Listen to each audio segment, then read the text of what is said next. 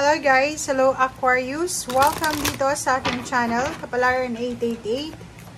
Welcome Aquarius! Alamin natin kung anong messages, vibration, gabay, energy para sa lahat ng Aquarius. Ito ay general reading, weekly tarot reading para sa lahat.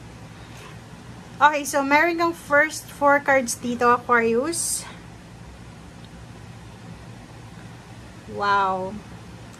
So, dito sa The Sun, isang positive energy to para sa'yo, Major Arcana Aquarius, na sinasabi na find your balance, find the balance. So, ibig sabihin, merong mga imbalances ka sa iyong buhay na kailangan mong hanapan ng balanse.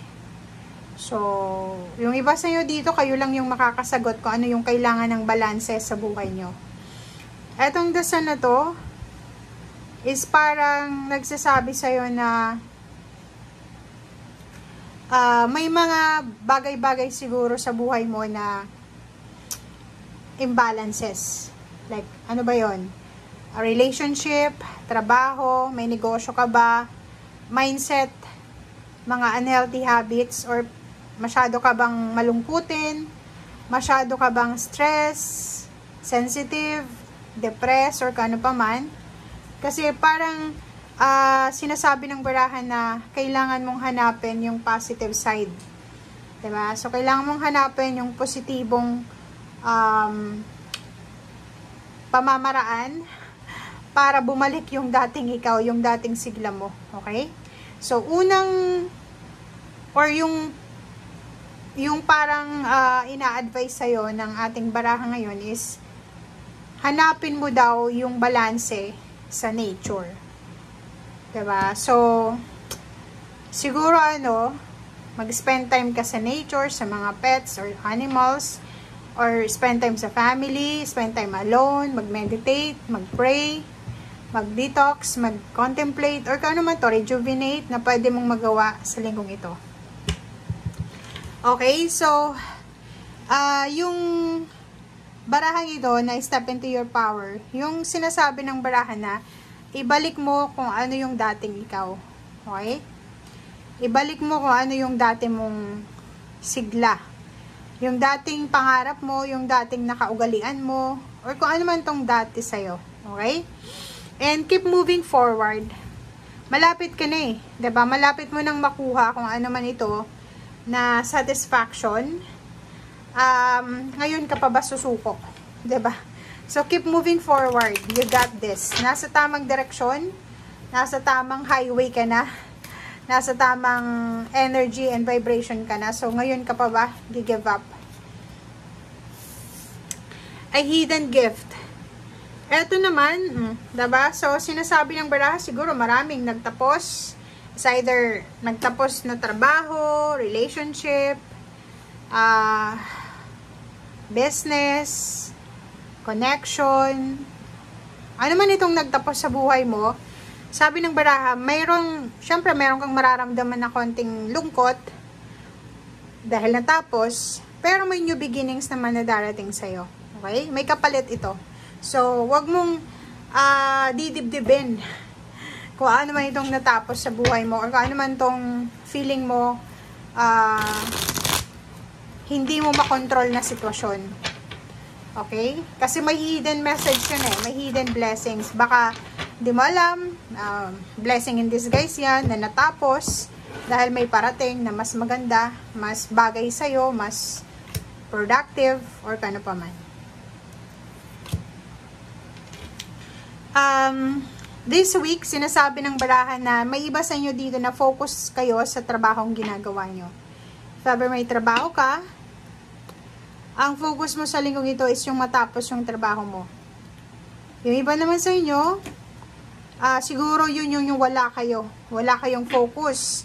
Parang, di ba, pag may nawala sa'yo, or parang disappointed ka, stress ka, or confused ka, parang wala kang interest. So, dito, sabi ng baraha sa'yo, kailangan mo mag-focus sa kung ano yung importante sa ngayon.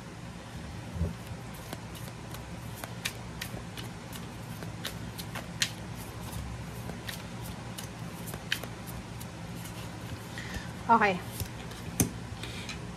Wow. Yun na nga eh. So, nakikita ko sa dito yung iba sa inyo, Aquarius, nangangailangan ng excitement. Nangangailangan ng passion. Kasi yung iba, hindi balance eh. Parang ang dami-daming stress sa paligid, ang daming iniisip, ang dami-dami yung gustong gawin. Okay? Gusto nyong makaalis sa mga negative attachments.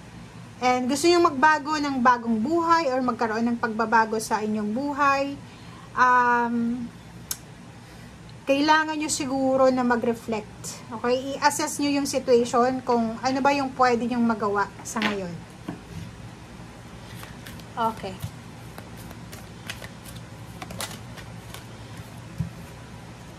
Okay, the World card, oh. Diba? Sabi ng baraha sa'yo dito, may mga bagay-bagay na nagtatapos, may mga bagay-bagay na nagsisimula. May mga bagay na, etong the World cards resonated to dito sa isang barahang to. Ang sabi ng baraha sa'yo, ganyan talaga ang buhay. Wala kang control, and hindi mo kontrolado kung ano yung mawawala sa'yo, kung ano yung darating sa'yo. But, in a positive way, sinasabi ng baraha sa'yo dito na maraming darating sa buhay mo na pwedeng magdala sa'yo ng positivity. So, double yung dasan mo. So, double confirmation na doon ka lang mag-focus sa kung ano yung magbibigay sa'yo ng saya, lalo na sa linggong ito.